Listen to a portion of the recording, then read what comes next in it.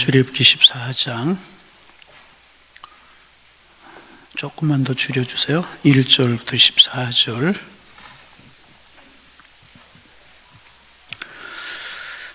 저 여러분이 한 절씩 나누어서 교독으로 보십니다. 1절 말씀 먼저 봉독합니다. 여호와께서 모세에게 말씀하여 이르시되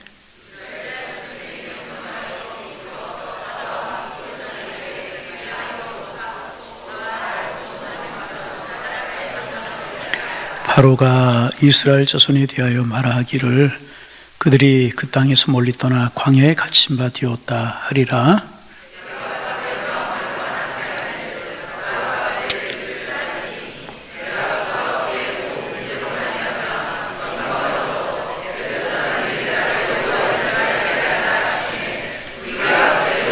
그 백성이 도망한 사실이 애굽 왕에게 알려짐에 바로와 그의 신하들이 그 백성에게 대하여 마음이 변하여 이르되 우리가 어찌 이같이 하여 이스라엘을 우리를 섬김에서 놓아 보냈는가 하고 선발된 병거 600대와 애굽의 모든 병거를 동원하니 지휘관들이 다 거느렸더라.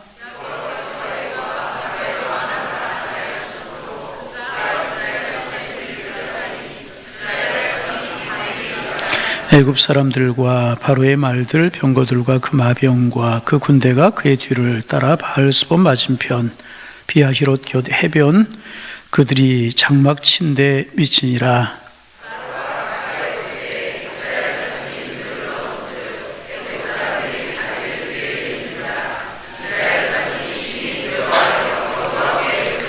그들이 또 모세에게 이르되 애굽에 매장지가 없어서 당신이 우리를 이끌어내어 이 광야에 죽게 하느냐? 어찌하여 당신이 우리를 애굽에서 이끌어내어 우리에게 이같이 하느냐?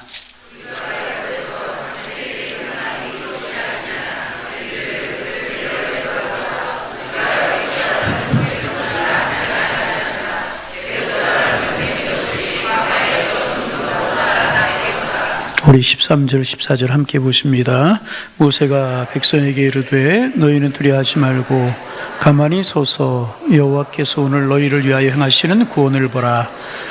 너희가 오늘 본 애굽 사람을 영원히 다시 보시 아니하리라.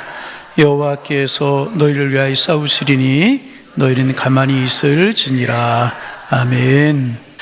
하나님의 능력 가운데 이스라엘 백성들이 출애굽을 하게 되었어요. 그리고 이제 우리가 아는 것처럼 해변길이라고 해서 상인들이 많이 다니는 그 길을, 그래서 이제 한 주 늦어도 10일이면 갈 수 있는 해변길로 가나안을 향하여 나아가게 되었습니다. 그런데 가나안을 향하여 나아가는 이스라엘 백성들에게 하나님이 이상한 명령을 이제 하나 내리십니다. 무엇인가? 가던 길을 돌이켜서 다 되짚어서 가라는 것입니다. 가나안까지 가는 보통 통상적인 길, 빠른 길을 가고 있는데 돌이켜서 다시 돌아오게 하신 것입니다. 그리고 이제 막다른 골목으로 그들을 인도하십니다. 1절, 2절 말씀에 보면 여호와께서 모세에게 말씀하여 이르시되 이스라엘 자손에게 명령하여 돌이켜 바다와 믹돌 사이에 비하히롯 앞 곧 바알스본 맞은편 바닷가에 장막을 치게 하라. 그렇게 말씀을 이제 하셨습니다.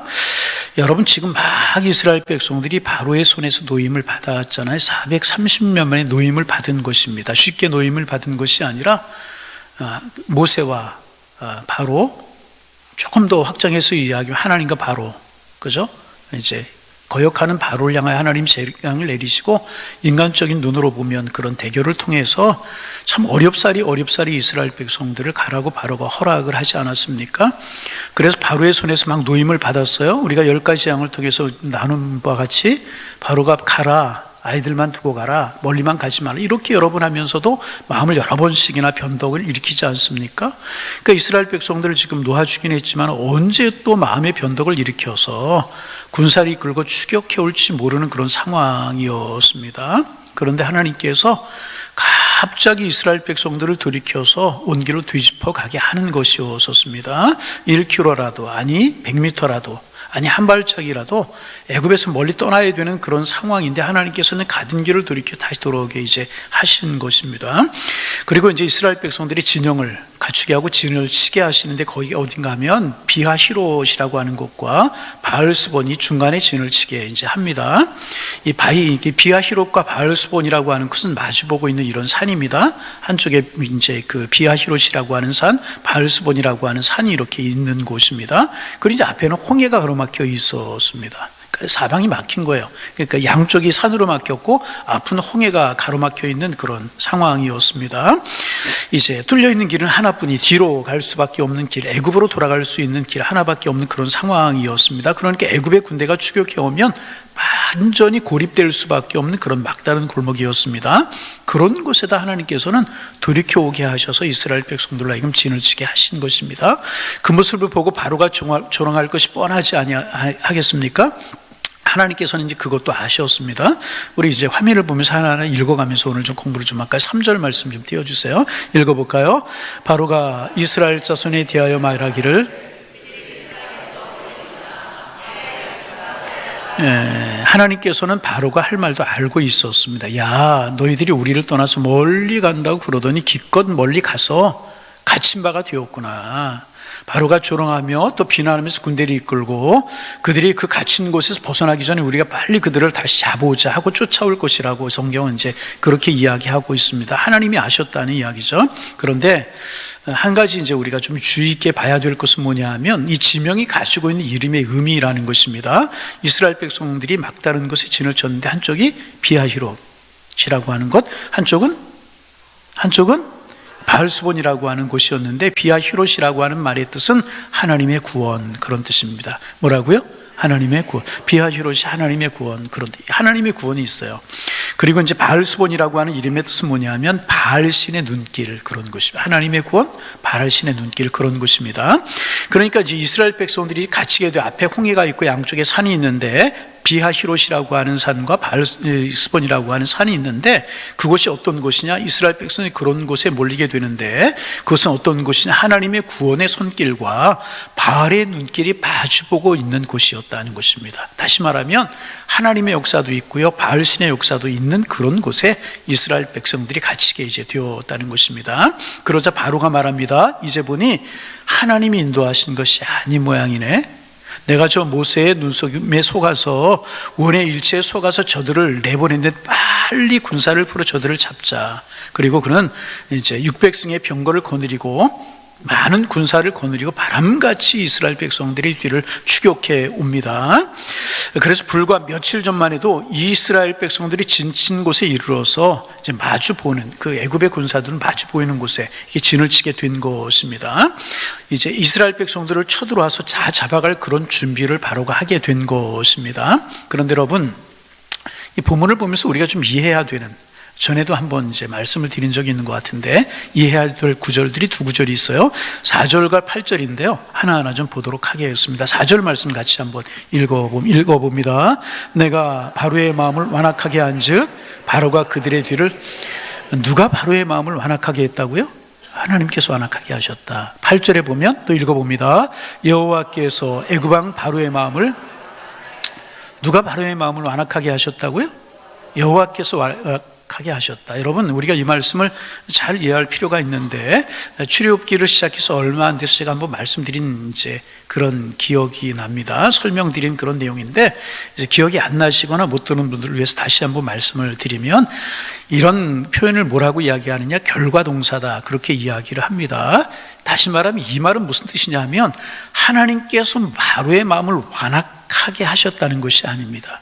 하나님께서 바로의 마음을 강팍하게 만들었다는 그런 뜻이 아니라는 것입니다. 여러분, 그렇게 성경을 해석하면 하나님이 이해할 수 없는 하나님이 되시잖아요. 왜 이스라엘 백성들이 출애굽하고 가나안을 향하시 나아가야 되는데 바로의 마음을 강팍하게 하셔서 이스라엘 백성들 가는 것이 어렵고 힘들고 더뎌지게 만드시냐, 그 말이죠. 그렇게 해석하면 하나님의 하시는 일을 우리가 이해할 수 없어요. 그러니까 잘못 이해하면 하나님께서 멀쩡한 바로의 마음을 격동시키셔서 바로의 마음을 악하게 만들었다는 것처럼 이해할 수밖에 없는 구절이 되고 맙니다. 그래서 여러분, 하나님은 절대로 그런 분이 아니십니다. 그러면 이 말이 무슨 뜻인가? 결과동사라고 하는 것인데, 이런 표현은 우리 말에, 우리 글쓰기에는 없는 그런 표현인데 이스라엘 사람들에게만 있는 독특한 문법이었다고 이제 그래요. 이런 겁니다. 그들에게는 과거의 일을 돌아보면서 그 과거의 시점에서 글을 써나갈 때 그 결과를 미리 알고 글을 쓰는 경우, 이렇게 이제 글을 썼다는 것입니다. 예를 들어 지금 이제 출애굽 사건을 우리가 이제 나누고 있지 않습니까? 출애굽에 관한 기록을 가지고 이야기한다면, 출애굽기는 출애굽을 할 그 당시에 쓰여진 글이 아닙니다. 출애굽하고 나서 가나안 복지에 들어가서 쓰여지거나 아니면 가나안 복지에 들어가기 직전에 쓰여진 그런 책이라고 학자들이 이제 보지 않습니까? 그러니까 출애굽 사건이 있은지 적어도 수십 년 뒤에 쓰여진 책이 출애굽기라고 하는 그런 책입니다. 그러니까 결과를 다 알고 나서 쓴 책이라는 거죠. 그러므로 시간이 지난 후에 그 사실을 회상하면서 이 성경을 기록할 당시의 사건처럼 썼다는 것입니다. 그 사건이 지금 있는 일처럼 쓰고 있지만은 사실은 수십 전에 있었던 이제 그런 사건을 쓰고 있는 것입니다. 그러니까 결과를 다 알고 글을 쓰고 있는 것입니다.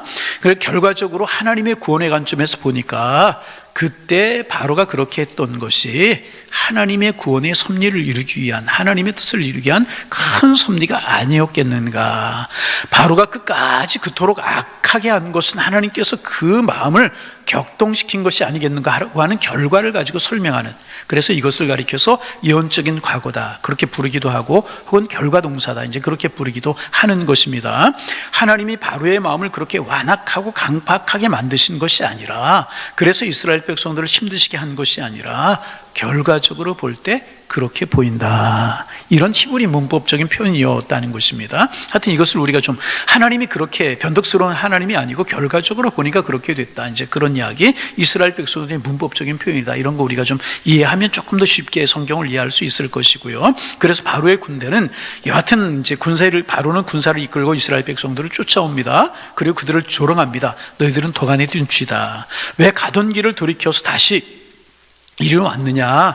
하나님이 살아계시다면 너희를 이렇게 다시 인도할 수 없는 것이다. 너희는 광야의 지리를 몰라서 그런 모양이구나. 너희는 오늘 내 손에 다 잡혔다, 이런 이야기를 이제 하게 됩니다. 그래서 여러분, 이스라엘 백성들이 어떻게 했어요? 지금 양쪽에 산이 가로막혀 있고 앞에는 홍해가 삼키를 듯이 넘실거리고 있고 뒤에는 바로의 군사가 쫓아와서 맞으면서 진을 치고 있는 그런 상황입니다. 그러자 이스라엘 백성들이 이제 동요하기 시작을 하는 겁니다.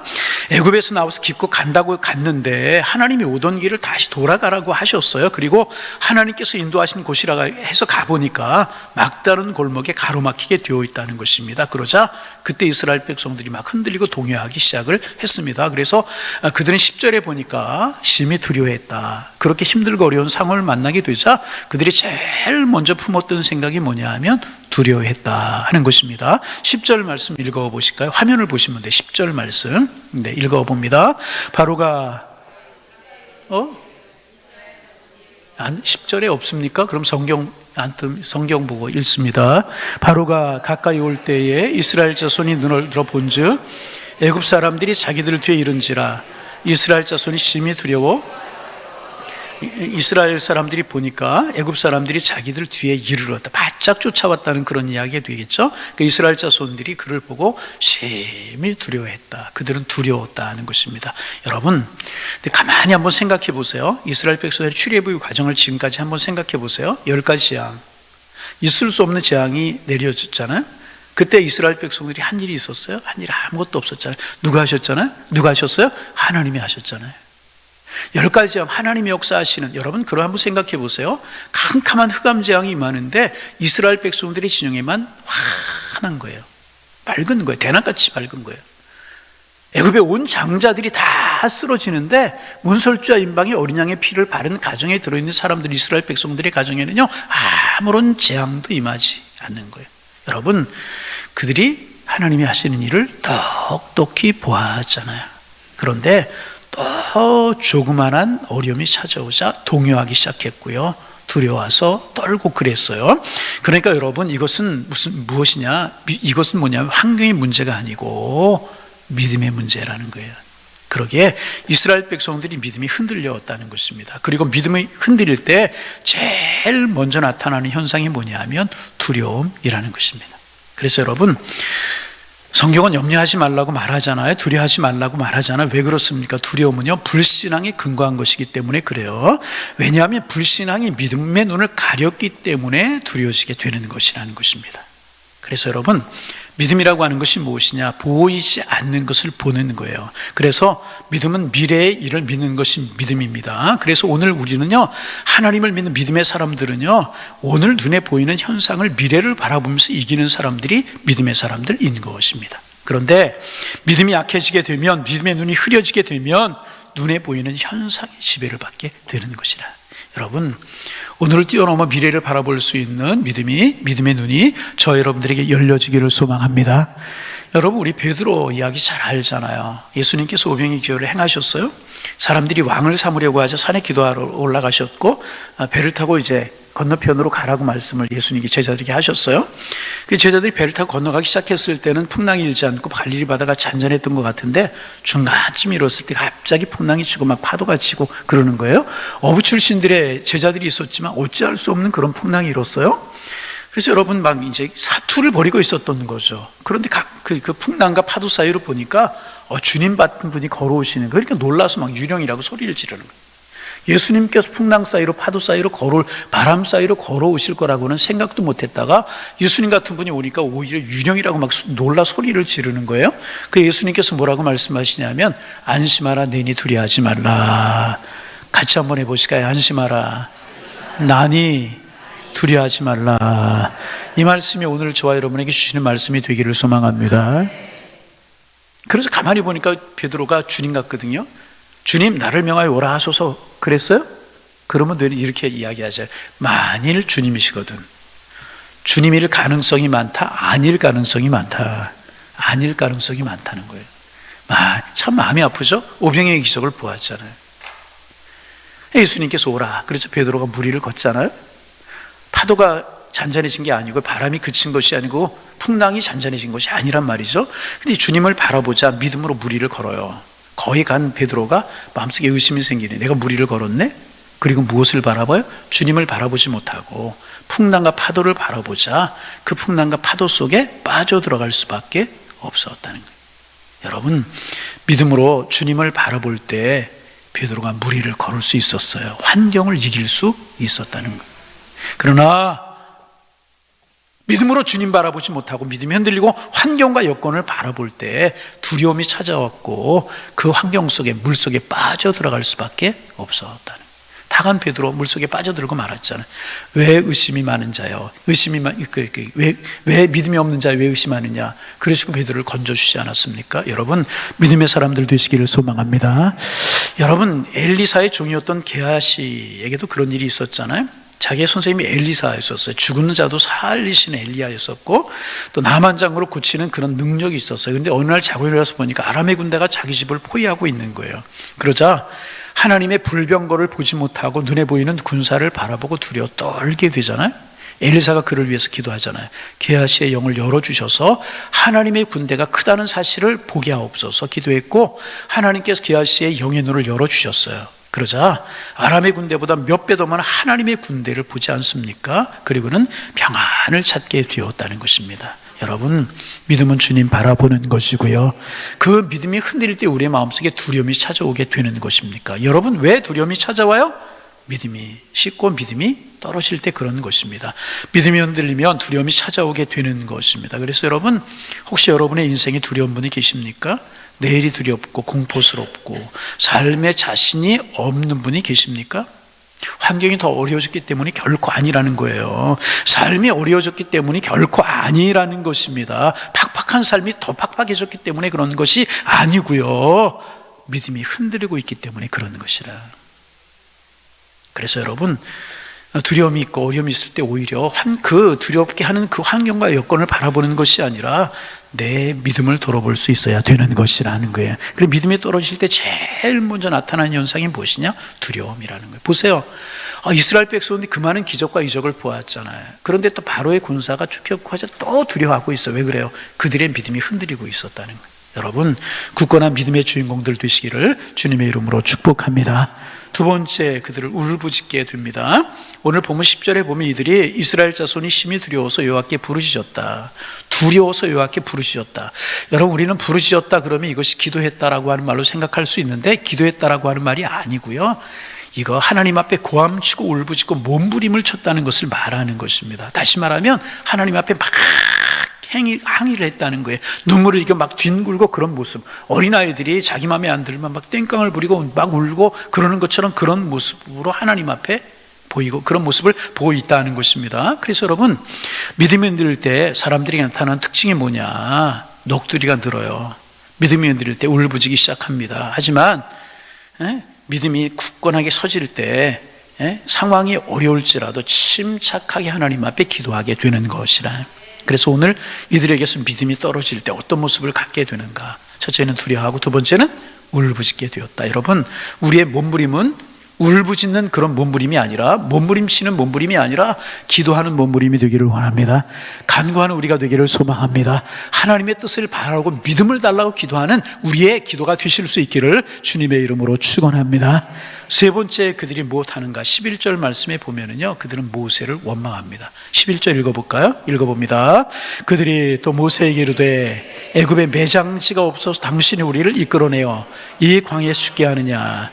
어찌하여 당신이 우리를 애굽에서 이끌어내어 우리를 여러분, 이럴 수 있는 것입니까? 여러분, 아무리 모세가 애굽에 매장지가 없어 이스라엘 백성들을 광야로 이끌어냈겠습니까? 광야에서 죽으라고 그들을 광야로 이끌어냈겠습니까? 여러분, 그렇지 않잖아요. 여러분, 이게 바로 원망과 불평이라고 하는 것인데, 원망과 불평이 언제 나타나느냐? 믿음이 떨어질 때, 믿음이 흔들릴 때 나타나는 현상이 원망과 불평이라는 것입니다. 지성을 가지고 있기 때문에 그런 것이 아니고요, 불평하는 것은 믿음이 떨어졌기 때문에. 여러분, 이들이 하는 이야기 모세가 몰랐겠습니까? 다 알았을 것이라는, 다 알았을 것이라는. 얼마나 놀라운 하나님의 섭리와 하나님의 은혜를 보았어요. 그런데 또 믿음이 흔들리자 이렇게 원망하고 불평이 있다는 것입니다. 그래서 여러분, 우리가 늘 하는 이야기고 작은 교훈이지만 내 믿음과 내 신앙을 한번 점검해 볼 필요가 있어요. 내 입술에 불평과 원망이 많은가, 감사가 많은가? 가족들을 향하여, 배우자를 향하여 여러분 불평이 많으십니까? 감사가 많으십니까? 왠지 모르게 여러분 마음속에 불평, 원망이 꽉 차 있고 있지는 아니하십니까? 불평할 여건, 환경이 더 늘어서가 아니라 내 믿음이 흔들리고 있기 때문에 그런 거예요. 여러분, 교회에서도 마찬가지고 신앙에 대해서도 마찬가지라는 것입니다.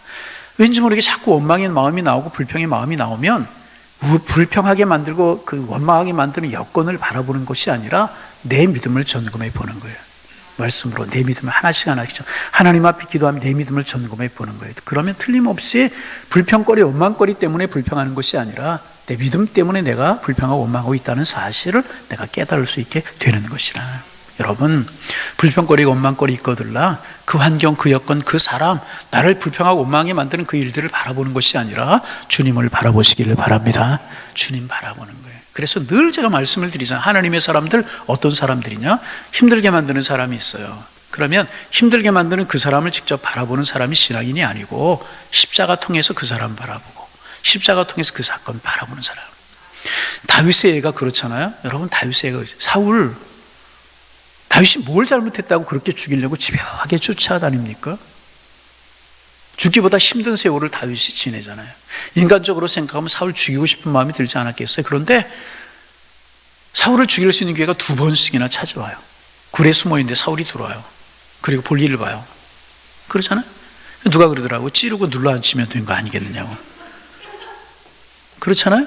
그런데 그 주변에 있는 신하들이 하나님께 당신에게 주신 기회라고 이야기를 하는 거예요. 당신의 억울함을 하나님이 아시고 원수를 갚을 수 있는 기회를 주신 거라고 이야기하지 않습니까? 사람들이 그 사람들의 말을 들을 수도 있어요. 누가 뭐라고 해도 할 수 없는 상황이었어요. 그러나 그 짧은 순간에 미운 사울을 바라보는 것, 자기의 여건을 바라보는 것이 아니라 하나님을 생각하잖아요. 믿음으로 생각하잖아요. 하나님의 기름 부어 세운 정을 내가 함부로 하는 것은 하나님의 뜻이 아니다. 짧은 순간에 하나님을 생각해요. 그뿐입니까? 압살롬에게 반역을 당하여서 얼마나 상황이 급했는지 벗은 발로 머리를 헤치고 도망을 해요. 그때 시므이라고 하는 사람이 쫓아오면서 비루한 자에 가거라, 비루한 자, 피 흘린 자에 가거라, 저주를 막 쏟아붓고 쫓아옵니다. 근데 주변에 있는 신하들이 저 녀석 죽여버릴까요? 우리로 말하면 쉽게 그런 이야기예요. 그때 다윗이 뭐라고 이야기합니까? 내버려 두어라. 저를 통해서 하나님이 나에게 말씀하시는지 누가 알겠느냐. 시므이를 바라보는 것이 아니라 누구를 바라봤어요? 하나님을 바라. 여러분, 이게 믿음이고 신앙인 줄로 믿습니다. 그래, 내 입에 원망 있고 불평이 있거든 그 사람, 그 환경, 그 여건 바라보는 것이 아니라요, 내 믿음을 점검해 보는 거예요. 여러분, 신앙생활, 교회생활도 마찬가지예요. 보다 보면 원망, 불평, 거리들이 많이 있을 수 있잖아요. 그래서 사람 모이는 곳에 언제나 불안전함이 있을 수 있다는 거죠. 그래서 여러분 생각해 보세요. 내가 내 몸 컨디션이 좋고 내 감정이 좋을 때는요, 웬만한 일이 있어도 다 이겨요. 그죠? 못 이겨요? 예. 그런데 내가 컨디션이 안 좋고 짜증이 나고 그러면 작은 것에도 원망이 있고 막 그러잖아요. 내가 영적으로 건강하면 이기게 되는 것이라는 거예요. 믿음이 식고 믿음이 흔들리자 원망하고 불평하고. 모세, 여러분 이게 할 말입니까? 애굽에 매장지가 없어 자기들 모세가 여기까지 끌고 나왔겠어요? 애굽에서 죽으라고 모세가 이들을 여기까지 끌고 나왔겠느냐 말이죠. 아니라는 것입니다. 여러분, 불평거리 물론 있을 수 있어요. 가족을 향한 불평거리, 자녀들을 향한 불평거리, 목사를 향한 불평거리, 교회 지도자를 향한 불평거리, 구역장을 향한 불평거리, 함께 신앙생활하던 그 사람을 향한 불평거리가 있을 수도 있을 거라는 거예요. 그러나 불평거리보다는 내 믿음이 더 약해지고 있다는 사실을 우리는 기억해야 될 것이라. 주님을 바라보기보다는 내가 환경과 사람을 바라보고 있다는 증거라는 것입니다. 믿음이 흔들릴 때 나타나는 현상이 바로 원망과 불평이라. 여러분, 주님의 이름으로 부탁을 드립니다. 원망과 불평보다는 감사가 많은 신앙인들 되기를 소망합니다. 그래, 결국은 내 문제예요. 보세요, 하나님이 인도하시고 있잖아요. 모세는 하나님의 인도를 따라 행하고 있잖아요. 그럼에도 불구하고 이스라엘 백성 원망하고 불평하고 있잖아요. 여러분, 우리의 모습이 아니라 감사가 많고 기쁨이 넘쳐나고 행복에 도행하는 하나님의 사람, 우리 야일교회 성도님들 되시기를 주님의 이름으로 축원합니다. 믿음 신앙이 흔들리게 되면은 네 번째 나타나는 현상이 뭐냐면 과거를 자꾸 추억하면서요, 과거로 회귀하려고 하는, 다시 말하면 과거로 돌아가고자 하는 그런 마음이 자꾸 마음속에 든다는 겁니다. 12절 읽어봅니다. 화면을 보고 읽어봅니다. 우리가 애굽에서 당신에게 이른 말이 이것이 아니냐, 이르기를 우리를 내버려 두라. 우리가 애굽 사람을 섬길 것이라 하지 아니었더냐. 애굽 사람을 섬기는 것이 정말 그럴까요? 애굽 사람을 섬기던 것이 광야에서 죽는 것보다 나을까요? 바로가 어떤 일까지 했어요? 아이들이 낳거든 죽이라고 그랬잖아요. 그거보다 나아요? 광야에 사는 것이 그거보다 못합니까? 비동과 람셋이라고 하는 국고성을 건축하면서 막 노동을 고역을 시켜서 가족들끼리 만나지 못하게도 만들고 막 그 고역으로 죽고 굶게 만들고 그랬는데도 여러분, 애굽으로 돌아가는 것이 낫느냐 그 말이에요. 믿음이 흔들리기 때문에. 믿음이 흔들리기 시작하면 자꾸 껄껄 그러죠. 아, 그때가 좋았는 걸 껄껄. 여러분, 옛날이 좋았다고 말하고 왕년에 놀던 일을 말해요. 왕년에 내가 누렸던 그런 쾌락들을 자꾸 뒤집어보고 그리로 돌아가려고 한다는 것입니다. 그런데 여러분, 우리가 기억해야 될 것은 뭐냐 하면 귀신은 과거의 영이에요. 귀신은 어떤 영? 과거의 일은 기가 막히게 맞춥니다. 그러나 미래의 일은 알지 못해요, 귀신은요. 그러나 성령은요, 미래의 영이십니다. 그래서 귀신에 붙들린 사람은요, 자꾸 과거를 이야기합니다. 그러나 성령에 붙들린 사람은요, 자꾸 내일을 이야기하는 거예요. 하나님이 이렇게 우리를 축복하실 겁니다. 하나님 우리를 이렇게 선으로 인도하실 겁니다. 할렐루야. 믿음이 흔들리자 자꾸 과거를 추억하는 거예요. 애굽에서 그들이 얼마나, 요셉이 살아있을 때, 그리고 좀 지난다, 그때까지였었겠죠. 모르긴 몰라도 애굽에 살기 시작한 7, 80년, 100년이 지난 다음에 그들이 뭘 애굽에서 그렇게 잘 살고 있었겠습니까? 애굽으로, 그래서 우리가 나오지 말자 그러지 않았냐고. 그러니까 우리가 애굽으로 더 이상 고생하기 전에 돌아가야 되지 않겠느냐고 이렇게 말하고, 믿음이 흔들려 나타나는 전형적인 현상이라는 것입니다. 여러분, 옛날 이야기 너무 많이 하지 마세요. 하나님께서 앞으로 이루실 일을 바라보면서 그 꿈을 꿀 수 있어야 될 것이라. 아멘. 그런 우리가 되기를 소망합니다. 그런 우리가 되기를 소망합니다. 이 모세는 이렇게 흔들리는 이제 그 백성들을 보면서, 여러분, 모세라고 왜 어렵고 힘들지 않았겠습니까? 여러분, 지도자는요, 백성들보다 훨씬 더 몇 배나 더 힘든 거예요. 그래서 우리가 이제 종교 지도자들, 목사님들이나 장로님들, 권사님 위해서 기도해야 되는 것이고요. 그리고 이제 나라를 위해서도 어떤 위정자들을 위해서 기도해야 되는 게 뭐냐 하면, 나름대로 힘들고 어렵고 고독하고 그런 일들이 왜 없겠습니까? 그리고 우리는요, 늘 기도해야 될 것이라. 모세도 그랬을 것입니다. 그러나 모세가 하나님을 바라보면서 이제 백성들에게 이제 몇 가지 권면을 합니다. 권면을 하는데, 우리 13절 말씀 같이 한번 읽어봅니다. 13절 말씀 같이 소리내어 읽어봅니다. 모세가 백성에게 이르되 너희는 두려워하지 말고 가만히 서서 여호와께서 오늘 너희를 위하여 행하시는 구원을 보라. 너희가 오늘 본 애굽 사람을 영원히 다시 보지 아니하리라. 자, 몇 가지 이제 모세가 왜 어렵고 힘들지 않았겠어요? 그러나 어려움 중에서도 모세가 하나님을 바라보고 믿음으로 주님을 의지했단 말이죠. 그때 하나님께서 모세의 마음속에 확신을 주신 거예요. 그래서 모세가 백성들에게 이야기하는데, 13절 말씀에서 세 가지 명령을 우리가 찾아볼 수 있습니다. 첫째는 뭐냐 하면, 믿음이 흔들리고 있는 백성들에게 모세를 통해 하나님께 주시는 말씀이 뭐냐? 두려워하지 말라 하는 것이 첫째가 뭐라고요? 두려워하지 말라. 두려움은 사탄이 인간을 지배하기 위해서 심어주는 마음이 두려움이라는 것입니다. 공포를 자꾸 우리의 마음, 죽음의 공포, 질병의 공포, 폭력의 두려움, 물질의 두려움, 질병의 두려움. 여러분, 이런 것들은 사탄이 우리를 꺾기 위해서 사용하는 무기라고 하는 사실 우리가 알아야 된다. 두려움에 사로잡히면은요, 정상적인 생각을 하지 못해요.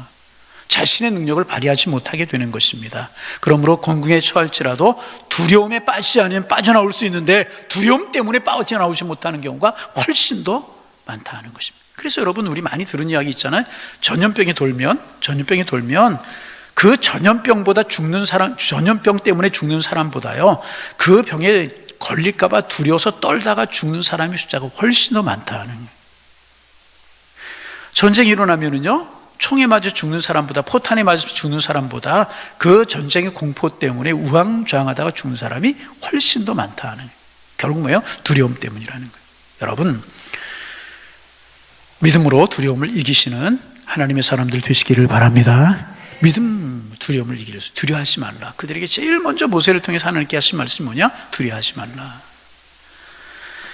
그 성경에 계속해서 하는 이야기가 뭐예요? 두려워하지 말라. 먼저 그의 나라와 그 일을 위하라. 두려워하지 말고 모든 게 기도와 간구 너희 구할 것을 하나님께 감사함을 하리라. 계속 두려워하지 말라고 말씀하고 있지 않습니까? 철로 역정이라고 하는 책 우리가 이제 알아요. 존 버년이라고 하는 분이 쓰신 책이라고, 이런 책들을 한 번쯤 읽어보면 참 좋을 것 같은데, 한 순례자의 여정을 통해서 인생을, 신앙의 길을 설명하고 있는 책이, 그래서 이제 이제 성경 탈무드 그 다음에로 많이 읽혔다, 그런 이야기도 있는 아주 유명한 책이 철로역정이라고 하는 그런 책인데, 한 순례자가 이제 여정하는 인생을 설명하고 그리고 있는 그런 이제 책입니다. 순례자가 광야길을 가다가 너무나 피곤해서 한 집에서 쉬려고 이제 했습니다. 미궁이라고 하는 이제 그런 문을 지나게 되는데, 그 문 앞에 두 마리의 사자가 막 으르렁거리고 있는 겁니다. 너무나 피곤해서 쓰러질 것 같아서 그 집에 들어가서 쉬고 싶은데, 하나님이 예비한 집이라고 하는 확신이 드는데, 문 앞에 두 마리의 사자가 있어서 막 으르렁거리가 없어 들어갈 수가 없는 겁니다. 그런데 마음속에 성령의 음성이 들리는 거예요. 사랑하는 아들아, 두려워하지 말고 담대히 들어가라. 저 사자를 내가 묶고 도왔노라. 그런데 그런 음성이 마음속에, 성령의 음성이 들려오는 거예요. 그런데 현실을 보니까 막 사자가 으르렁거리고 달려들려고 하고 있는 것입니다. 그래서 믿음을 가지고 으르렁거리며 울부짖는 사자 앞으로 걸어갑니다. 그래 가만히 보니까 사자가 꽁꽁 묶여 있더라는 거예요. 꽁꽁 묶여 있어서 1cm도 움직이지 못하고 있더라는 것입니다. 여러분, 하나님께서 우리의 길을, 저의 길을, 여러분의 길을 이미 예비하신 줄로 믿습니다. 어둠의 권세가 결코 우리를 해치지 못하는 거예요. 질병이 여러분 생명 앗아가지 못해요. 그 고난이 여러분을 넘어뜨리지 못한다는 것입니다. 주님이 천군천사로 우리를 지키시고 우리를 보호하시는 줄로 믿습니다. 하나님을 똑바로 바라보고 하나님의 길을 걸어가면 주님이 우리를 책임져 주신다는 것입니다. 그래서 이 환경과 여건을 바로의 군사들 앞에 홍해 양옆에 막혀있는 것을 보고 믿음이 흔들리고 있는, 두려워하고 있는 그들을 향하여서 하나님께 첫 번째 주신 명령이 무엇이냐? 두려워하지 말라 하는 것이에요. 두려워하지 말라. 두려워하지 말고 주님 바라보시기를 소망합니다. 두 번째는 뭐냐면 가만히 서라, 그런 음성입니다. 여러분 14절 말씀 같이 한번 읽어볼까요? 여러분 성경 보고 읽어보시면 돼요. 14절, 여호와께서 너희를 위하여 싸우시리 너희는, 그리고 우리가 읽은 13절에도 보면 너희는 두려워하지 말고 가만히 서서 그랬잖아요. 가만히 서라. 여러분 때때로 우리는요 너무나 많이 움직이려고 할 때가 있어요. 앉아서 죽을 수 없지 않은가, 뭔가 해봐야 되지 않는가, 열심히 움직이고 뛰어다닐 때가 있어요. 그러나 여러분 우리가 기억해야 될 것은 뭐냐 하면 열심이라고 하는 것이 항상 우리에게 최선이 되는 것은 아니더라 그 말이에요. 모든 열심이 항상 최선은 아니더라 그 말입니다. 가만히 서서 하나님을 의지하는 것이 필요할 때가 있더라는 거예요. 인위적인 노력보다는, 인위적인 수고보다는 하나님께 맡기는 믿음이 필요하다는 것입니다. 여러분 혹시 들어보셨습니까? 우생마사라고 하는 중국의 고사입니다. 우생마사. 뭐라고요? 아마 들어본 분도 계실 거예요. 우생마사 무슨 뜻인가? 중국에도 우리나라처럼 홍수가 많이 이제 나는 나라라고 이제 그래요. 홍수가 나면 막 이제 뭐 집도 범람하고 그래서 가구들을 떠내려가고 가축들 떠내려가고 그러자. 저도 어려서 살던 지역에 이제 저희 수색이 아니고 상암동이라고 하는 지역에 물에 뚝이 터지면, 한강이 뚝이 터지면 막 집이 잠기고 가축들이 떠내려가고 그런 거 많이 봤거든요. 가축들이 막 떠내려가고 그래요. 그런데 우생마사라고 하는 말이 뭐냐면 그때 소는 대체로 살고요, 말은 대체로 죽는데요. 그래서 우생, 무슨 뜻이에요? 우생, 소는 살고 마사, 말은 죽는다, 이제 그런 말입니다. 아하, 그래서 우상마사구나. 왜냐하면 말은요 굉장히 활동적인 짐승이랍니다. 가만히 있지를 못한다는 거예요. 그래서 물에 떠내려가면서 견디지 못한다는 거예요. 한번 살아보려고 물이 없는 곳으로 막 가려고 막 애를 쓴다는 거예요. 막 애를 쓴다는 거예요. 그래서 나중에는 힘이 빠져서 물에 쓸려 내려가서 말은 죽는 경우가 대부분, 많은 경우 그렇다는 것입니다. 그런데 소는요 천성적으로 낙천적이래요. 그래서 물에 떠내려갈 때 자기를 물에다 맡겨버린대요. 여러분 소는 생긴 것도 좀 그렇게 생겼잖아요. 그래서 음메 그러면서 떠내려가요. 어떻게? 음메 잘하시는데요. 떠내려간다고 그래. 그래서 가다가 무슨 이제 나무 지붕 같은 거, 집 지붕 같은 데 걸리기도 하고 나뭇가지 같은 데 걸리기도 하고, 그래서 무슨 나무 위에 올라타기, 그래서 소는 그래서 살아나게 된다는 거예요. 가만히 맡기고 떠내려간다는 거예요. 그러다 결국은 산 일이 많다는 거예요. 그런데 말은 자기의 힘으로 어떻게 해보려고 하다가 죽는 경우가 훨씬 더 이제 많다는 것입니다. 우생마사. 그래서 부지런히 열심히 잘 뛰는 것이 좋은 것처럼 보이지만 때때로는 가만히 서는 것이 최선일 때가 많다는 것입니다. 여러분 이제 수영 잘하는 분들이 이제 계실 줄 아는데, 수영 잘하는 분들이 그런 이야기 하잖아요. 물을 이기려고 하지 말라. 물을 헤치고 가려고 하지 말라. 물을 믿고 물에 내 몸을 탁 맡기라는. 그러면 사람의 몸은 물에 맡기면 뜨게 되어 있다는 거예요. 그런데 초보자들 많은 경우 믿지 못하고 막 몸부림을 친다. 물을 이겨보겠다고. 물을 이길 수 있어요? 그러다가 뜨지 못하고 가라앉고 이제 그런데 나중에 이제 가만히 있으면 뜨는 원리를 이제 체득하고 가만히 물에 몸을 맡기면 뜨기 시작하고 그때부터 수영이 이제 된다는 것입니다. 그런데 초보자들이 이게 못 믿는 거예요. 물을 이기려고 하고 막 자기의 힘으로 물을 이기려고 그러다가 빠지게 된다. 때때로 인생도 여러분 그렇다는 것입니다. 가만히 서 있을 때가 필요하다. 가만히 지켜보는 것이 필요하다. 서서 기다릴 수 있는 것이 자신감 있는 사람만 할 수 있는 것 아니겠어요? 믿음 있는 사람만 할 수 있는 것이라는 것입니다. 여러분, 그래서 진정한 강함은 뭐냐 하면 믿음 가운데 있는 것입니다. 하나님을 믿으면 가만히 있으라는 거예요. 여러분 때로는 좀 그럴 때가 우리 필요할 때 있어요. 가만히 서서 하나님이 어떤 일을 하시는가. 그래서 세 번째, 가만히 있기만 하면 되는가, 그게 아니고요, 여호와의 행하시는 구원을 보라, 이제 그런 이야기 우리 읽지 않았습니까? 보라는 거예요. 하나님의 역사를 보라는 것입니다. 하나님의 구원을 보라는 것입니다. 하나님이 우리를 행하시는 구원을 보고요, 하나님이 우리를 싸우시는 것을 보라는 것입니다. 여러분, 믿음의 눈을 가지고 하나님의 행하시는 일을 볼 수 있기를 주님의 이름으로 축복합니다. 내 몸이 이상한데 어떻게 이길까? 우리 아이들과 어떻게 살아갈 걱정될 수 있지 않습니까? 그러나 가만히 서서 하나님이 이제까지 행하신 일을 보고 하나님께서 이제 후로도 하실 일을 머릿속에 묵상해 보는 거예요. 그러면 믿음이 생겨나게 되는 것이라는 거예요. 하나님이 우리를 위해 싸우신다는 것, 우리를 구원하신다는 것입니다. 그래서 여러분, 때때로 인생을 살다가 이렇게 맡길 때가 있어요. 3절 말씀처럼 그들이 갇힌 바가 되었다. 앞에는 홍해고 양쪽에는 산이고 뒤에는 바로의 군사가 추격해오고 있어요. 갇힌 바가 되었습니다. 여러분, 우리가 인생을 살다 보면 이럴 때가 있다는 것입니다. 그럴 때 두려워하지 말고 소리 지르지 말고 가만히 서서 하나님의 구원하시는 손길을 바라보는 것입니다. 그러면 하나님 우리를 인도하실 줄로 믿습니다. 때때로 내 앞에 있는 바알신과 같은 것이, 바알의 군대와 같은 것이 우리를 삼키려고, 우리를 넘어뜨리려고 추격할 때가 있어요. 바알스본 땅에 거할 때가 있고요, 비아 히롯이 우리에게 있을 때가 있다는 것입니다. 그러나 어떤 상황, 어떤 여건 가운데 있을지라도 우리가 주님을 바라보는 것입니다. 그러면 주님이 우리를 향하여 하나님의 손길을 펴시고 구원하신 역사를 이루어 가실 줄로 믿습니다.